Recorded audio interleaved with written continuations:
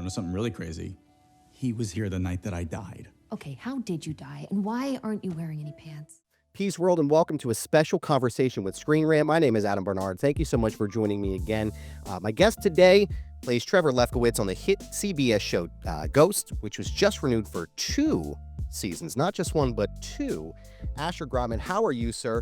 So great to finally get to talk to you. Oh, thanks so much for having me. It's great to talk to you. I'm pretty great. We got 2 more seasons coming. That's pretty insane. So, I'm just like grateful and taken aback by how surreal this is. Because I was starting into my first question, I want to say congratulations on the double renewal. It's a huge cosign from CBS for both you and the entire cast. How did it feel to hear that news? How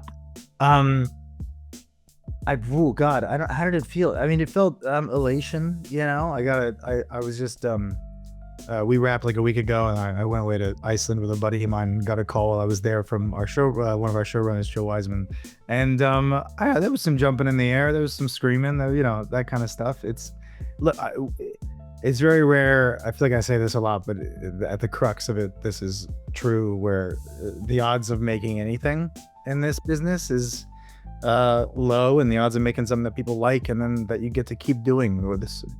We will have, after this, made 6 seasons of this thing, which is wild, and we're doing it. I guess do it with people that I love. The cast, we're very close to the point that it's like maybe unhealthy, and our crew is amazing. We have this incredible Montreal-based crew, and so the fact that we know what we're going to be doing for the next 2 years, and knowing what you're going to be doing for 2 years in this business is already like, that never happens. So the fact that it's happening, and it's happening with people that we all really love and respect is we're very, very lucky. Congratulations again. And thank you to CBS and Lionsgate and Paramount and everyone for having faith in us. I was going to say, it's a wonderful show. It's can't miss TV for us here at our house. So we thank you for the entertainment each and every week. We appreciate it. Season 4 has been fantastic thus far.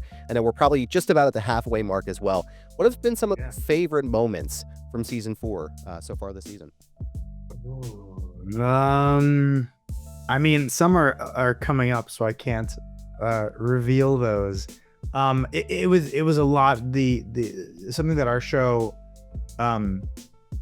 is at its core is a comedy about death, which is hard to explain to people sometimes.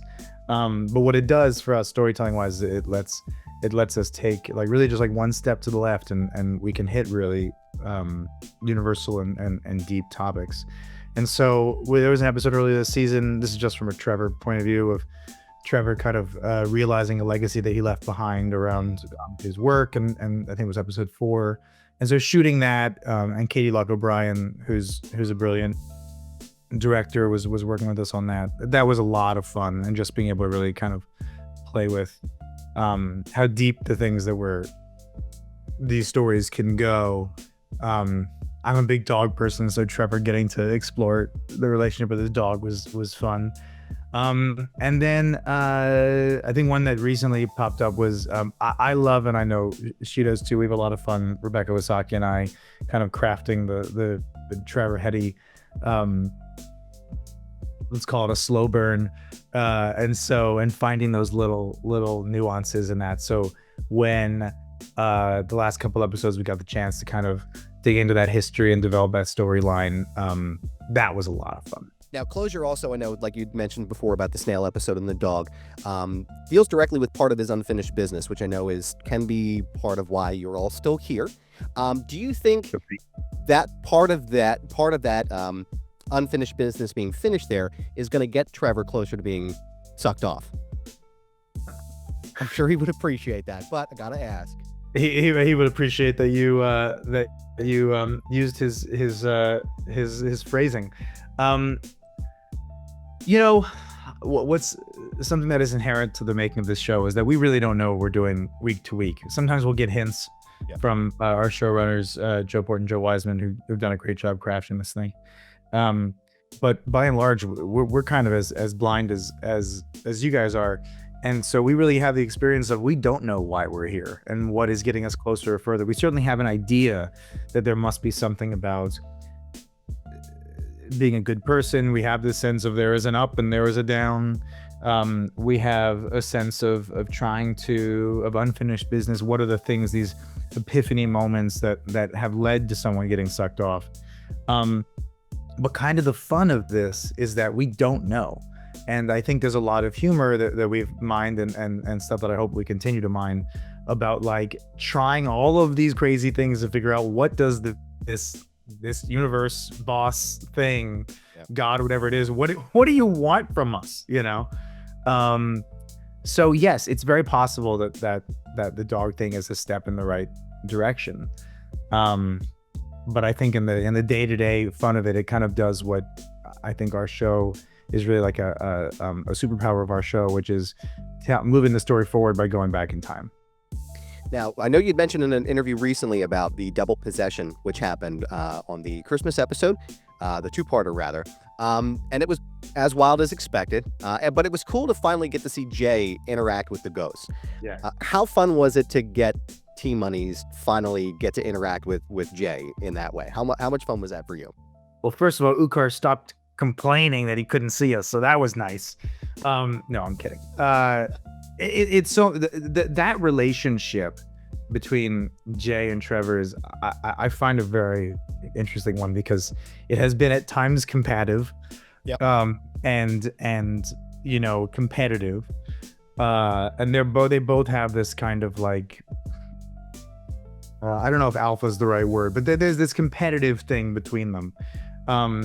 And so when there are moments, and honestly, I think that part of that setup, a lot of the stuff around the work retreat kind of makes that the small interactions that they have in that episode what they are, because it's the work retreat's kind of the first time that he's really directly asked Jay for something, and Jay kind of went on that journey with him. Yeah. But I kind of feel like while there's been this like tension in the past, and especially around Bela and everything, the work retreat was kind of a turning point, and you're gonna see that relationship, Trevor and Jay relationship, develop over the course of the season. We play with that a little bit more, but yeah, that was so fun, and because we're a half an hour comedy, it's like a 20-minute show, finding the nuance and exactly what should all of these 8 different little interactions with these ghosts be. And I enjoyed the nuance we found with the Trevor Jay thing. That's certainly a fun little collision. My brain is already spinning at the idea. I'm very coming up. So, one last question for you. I appreciate your time. Thank you so much for chatting with me today. As you mentioned, Hetty and Trevor are now the power friends, but it still feels like there's a lot of things that are stirring underneath the surface. You call it a slow burn. How much more can we expect from these two as far as the scheming and the wheeling and dealing before the inevitable happens? I don't even know if the inevitable is inevitable. Really, we could go in any direction here, but I will say that I think it's something that, you know, on some level, we're all like these little children who are trapped to the house, and Sam and Jay are mom and dad. And so, we're all kind of like experimenting and figuring out how to deal with each other, and I think the Trevor Hetty thing is very unique because they are so similar, and yet the things that they are different about, they're very different. And so there's a lot of fun. I'll say this: Rebecca and I are really committed to enriching that storyline and finding stuff, and it seems like our writers are interested in it too. So I think that this thing is going to take on different shapes and go in different directions that are unexpected, and it's just going to get deeper and deeper and more nuanced. They are characters who are very interested in power dynamics and hierarchy and scheming, as you put it. So I would imagine I would be willing to bet that you're going to be seeing some more of that. Asher Grodman, I want to thank you so much for your time today. Ghost airs on CBS Thursday nights. Check your local listings for your local time. Thank you for your time, sir. Appreciate it. And T-Money to you. Thank you very much. Adam, it's a pleasure meeting you.